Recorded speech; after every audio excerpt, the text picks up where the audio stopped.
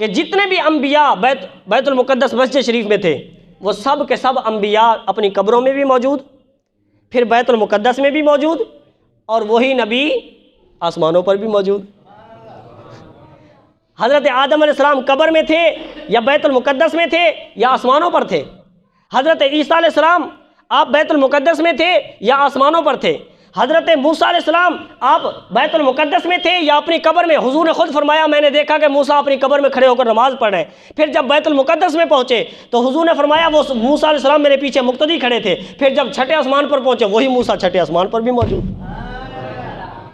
یہی عقیدہ ہے حاضر و ناظر کا، ہمارا یہی عقیدہ ہے، عقیدہ اہل سنت کا پرچار ہے خدا کی قسم، کہ نبی جو ہوتے ہیں معاذ اللہ وہ اپنی قبروں کے اندر قید نہیں ہوتے، یا قبروں کے اندر معاذ اللہ مردہ نہیں ہوتے، نبی قبروں میں زندہ بھی ہوتے ہیں، جہاں چاہتے ہیں وہاں تشریف بھی لے جاتے ہیں، قبروں کے اندر قید نہیں ہوتے۔ اسی لیے تو میرے امام اعلیٰ حضرت شاہ امام احمد رضا خان فرماتے ہیں یا رسول اللہ تو زندہ ہے واللہ، تو زندہ ہے واللہ، میرے چشم عالم سے چھپ جانے والے، میرے چشم عالم سے چھپ جانے والے، آقا میرا دل بھی چمکا دے چمکانے والے۔